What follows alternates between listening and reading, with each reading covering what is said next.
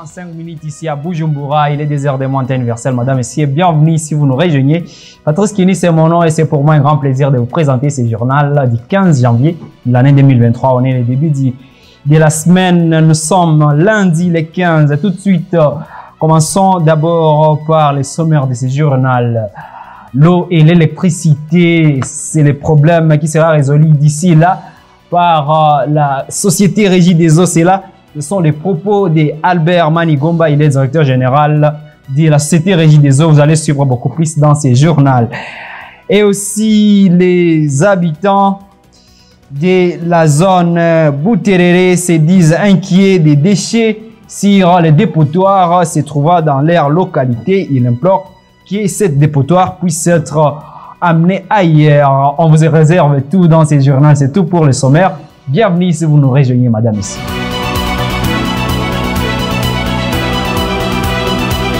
Et lors d'une visite avec les journalistes la semaine dernière, le directeur général de la Régie des eaux, Albert Manigomba, a donné plus d'éclaircissements sur les problèmes de l'électricité et aussi de l'eau ici à Bujumbura et dans les pays en général. Pour sa part, il appelle la population de prendre leurs mains en patience et il indique que les problèmes d'eau et d'électricité seront résolus très bientôt. Dans ce reportage de Igilaneza Bernis. Au moment où se remarque l'insuffisance de l'eau et de l'électricité de Régie des eaux dans les différentes parties du Burundi, Albert Manigomba, directeur général de la Régie des eaux, annonce que même si l'eau est en quantité minime pour eux aussi, ils sont en train de faire le tout possible pour résoudre ce problème. On possède une petite quantité d'eau par rapport à l'eau que la population a besoin. Et 94% donc qu'on utilise je dirais que Tanganyika. Alors que la population soit tranquille, car on est en train de tout faire pour les satisfaire. On a deux sources, Mathiazo et Isale. Dans quelques jours, elles vont commencer à distribuer l'eau, car les tuyaux sont déjà en route. En ce qui concerne l'électricité, il signale qu'avec les commandes déjà faites des compteurs, la grande partie de la population va être servie.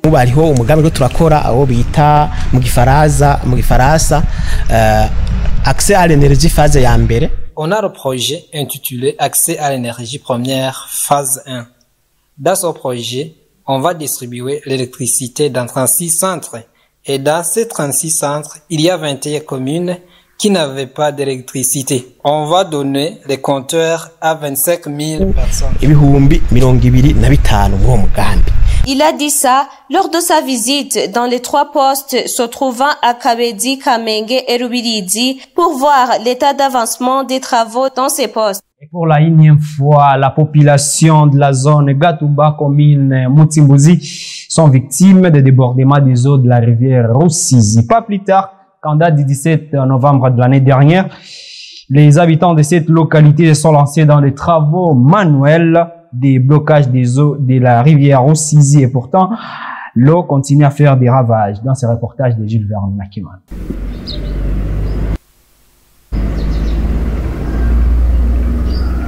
La rivière Rusizi est la cause des inondations qui se sont encore manifestées dans la zone Gatumba, dans la commune Mutimbuzi le 7 janvier 2024. Après des arrangements des habitants de cette localité qui ont construit la digue pour empêcher l'eau de déborder, mais ils n'ont pas pu atteindre leurs objectifs. Les conséquences néfastes de ces inondations sont multiples. Les habitants n'ont pas là où ils peuvent s'abriter. Aussi, certains établissements ont été fermés. Les enfants de ces établissements ont été déplacés vers les autres endroits se trouvant dans leur entourage. Les parents sont contents de voir leurs enfants continuer leurs études malgré tout. La population explique que la pluie abondante tombée dans la province de Chibitoke est la cause de ces inondations. L'un de ces habitants nous raconte de cette situation.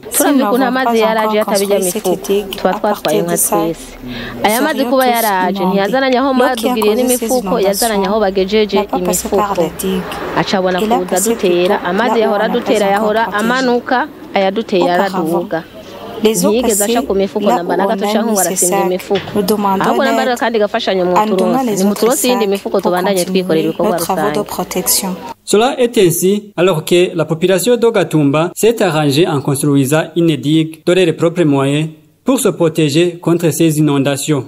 Et je l'ai annoncé dans les sommaires, la population de la zone Bouterere s'est indignée des déchets du dépotoir se trouvant dans leur localité. Ces derniers appellent les autorités habilitées de déplacer ces dépotoirs et de l'amener dans un autre endroit. Dans ce reportage de Gérard Nishim.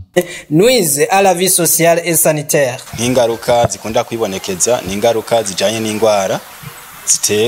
Ces déchets sont originaires de nombreuses complications sanitaires. Vous le savez, l'endroit où sont jetés les déchets n'est pas du tout sain. Ainsi, des personnes viennent avec aisance y chercher de quoi manger, ce qui fait que même nos enfants les imitent et abandonnent l'école.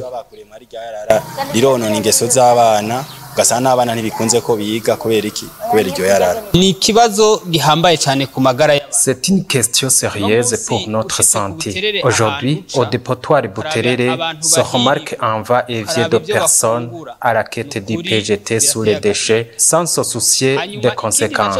Autre chose, les routes au centre des quartiers de notre zone commencent à s'effondrer et tout est dû aux camions utilisés pour le transport de ces déchets qui utilisent fréquemment ces routes. Une année s'écoule sous la souffrance de l'épidémie de choléra dans notre zone.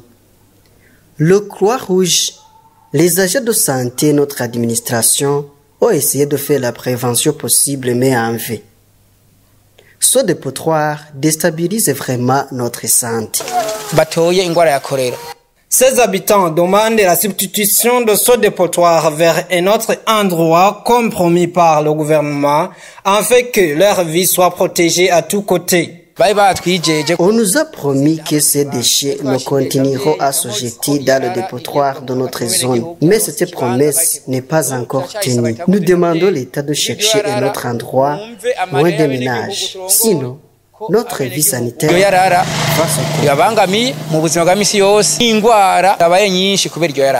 Notons que le dépotoir des déchets de Bouterere est l'un des endroits qui accueille un grand nombre des immondices en provenance de la mairie de Bujumbura. Pourtant, ces alentours sont occupés par des ménages qui y vivent et exercent des activités de développement tant familial que social. Et le drainage des routes se trouvant dans certaines rues en mairie de Bujumbura, éloignant et transportant des eaux usées vers les lacs Tanganyika, sont en train d'être réhabilités par la société Oboa dans ce reportage de Roselyne Mounezer. Après une longue période, certains regards qui transportent les eaux usées de la mairie de Bujumbura vers le lac Tanganyika étant ouverts, la réhabilitation par la société Oboa est en cours dans certaines rues. Souvent, sont les malfaiteurs qui ont pris complètement les couvercles de ces regards. Ainsi, les bouteilles en verre ou en plastique jetées n'importe où, les différents déchets provenant des collines environnantes de la mairie de Bujumbura, les résidus des aliments jetés dans les rues lorsque la pluie tombe, tous vont se diriger dans ces regards, ce qui permet ces regards de remplir. Dans ce cas, l'eau ne peut pas couler. Aussi, on trouve l'eau stagnante dans les rues, ce qui bloque la circulation. Le fait que ces regards se trouvent au milieu des rues sans couvercle, ils peuvent causer des accidents. Aussi, que les travaux de remplacement de ces couvercles, ainsi que les autres biens publics puissent persister. Quant à la population, ils doivent respecter ces dernières pour le bien-être de tous. Le 13 janvier 2024, pour la première fois depuis 40 ans, la Côte d'Ivoire accueillera la plus grande compétition sportive en terre africaine. Merci de nous recevoir chez vous. Dès le 14 décembre 2023, Canal+ lance une chaîne éphémère entièrement dédiée à cet événement. Canal+ CAN.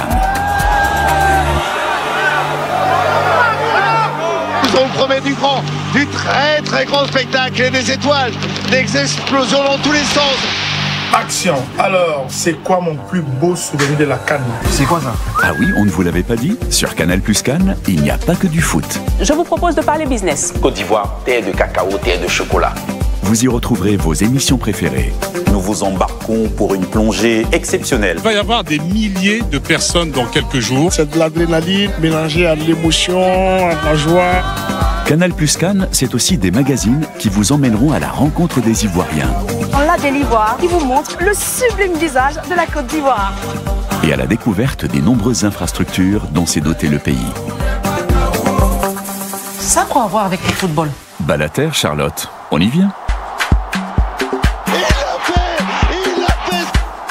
Avant le jour J, pour vous mettre déjà dans l'ambiance, nous vous ferons revivre le parcours des 4 derniers vainqueurs de la compétition, dont celui des éléphants de Yaya Touré, bien entendu. La Côte d'Ivoire remporte cette Coupe d'Afrique des Nations d'un scénario incroyable. Dans la joie, j'ai tapé sur le poste téléviseur et puis la couleur est venue. Donc, c'est un reflux de wow, wow. C'était super. Samedi 13 janvier, coup d'envoi de la compétition. 3, 2, on y va. Pour cette 34e édition de la Coupe d'Afrique des Nations, Canal+ Cannes va déployer un dispositif exceptionnel. Allez, force. Vous offrir l'intégralité des matchs de la compétition en direct et en HD avec en prime 2 émissions quotidiennes. C'est un véritable marathon qu'on vous propose. Jour de Cannes qui décryptera les enjeux avant et pendant les matchs. Et Soir de Cannes pour remettre chaque rencontre en perspective grâce à l'expertise de ses consultants. On aura une très belle Cannes dans ce beau pays de football. Je sais qu'on va aller très loin. Moi, voilà, bonne chance.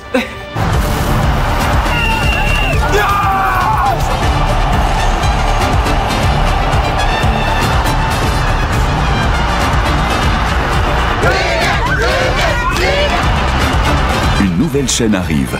Souhaitons-lui la bienvenue. Aquaba, Canal+ Cannes. C'est lourd en émotion. Igiraneza Bernice nous amène en dehors du Burundi et nous présente cette actualité internationale. La Chine refuse catégoriquement de libérer l'île de Taïwan après les réclamations, malgré toutes les réclamations que les Taïwanais font et aussi les élections du nouveau président de cette île de Taïwan. De l'autre côté, avec les victimes des civils qui perdent les vies du jour au lendemain et beaucoup d'autres otages, la guerre entre Israël et Hamas franchit aujourd'hui le cap des 100 jours. Malheureusement, il y a toujours des bombardements dans ces pays. À peine élu président de Taïwan, Lai Ching-te s'est engagé à protéger l'île des menaces et des intimidations de Chine. Pékin, qui revendique la souveraineté du territoire, n'a pas tardé à renouveler ses menaces.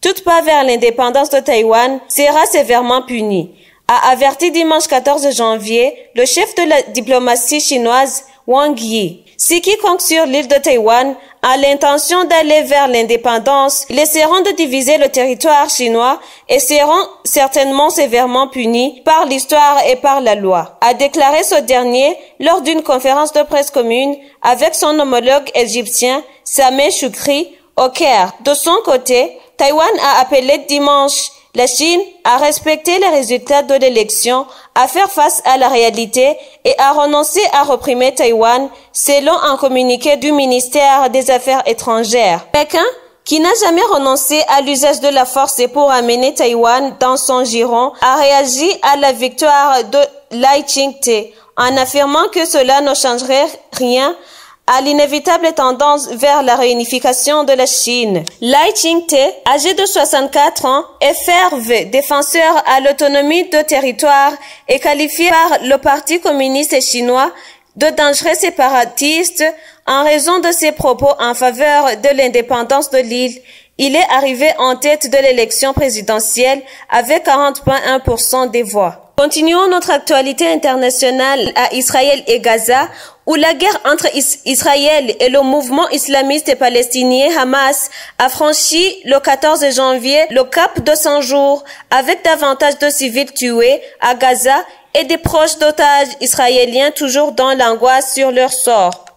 L'armée israélienne a encore bombardé dans la journée la bande de Gaza, dont la population vit une crise humanitaire majeure, tandis que la poursuite du conflit exacerbe les tensions régionales. Dans les territoires assiégés, les 2 400 000 d'habitants manquent d'eau, nourriture, médicaments et carburant. L'ONU estime que 1 900 000 de personnes ont dû quitter leur foyer. L'armée israélienne dit concentrer désormais ses opérations sur la ville de Khan Younes, dans le sud de la bande de Gaza, où sont massés des centaines de milliers de civils déplacés par les combats. Selon le Hamas, plus de 100 personnes ont été tuées dans les bombardements israéliens nocturnes sur la bande de Gaza, notamment à Khan Younes. C'est en Israël que se termine ce journal, madame et messieurs. Merci de l'avoir suivi avec intérêt. D'ici là, portez-vous bien, prenez soin de vous et de vos proches. Mais si vous nous avez pris en cours de diffusion, voilà quelques titres qui ont constitué ce journal. Les problèmes d'eau et d'électricité seront très bientôt résolus. Voilà l'espoir qu'a apporté le directeur général de la Régie des eaux, Albert Manigomba. Vous avez suivi les reportages de Igiraneza Bernice dans ce journal. Et aussi la population de la zone Bouterere s'indigne des conséquences des déchets des dépotoirs situés dans cette zone. Ils ont déploré dans ces reportages que vous avez suivis dans ce journal que les autorités habilitées déplacent ces dépotoirs vers un autre endroit. C'est tout pour les journaux, madame et messieurs. Merci de l'avoir suivi. Je vous rappelle que tous ces reportages sont à retrouver maintenant même sur notre chaîne YouTube @BTV Burundi. D'ici là, portez-vous bien, prenez soin de vous et de vos proches car demain, bye bye.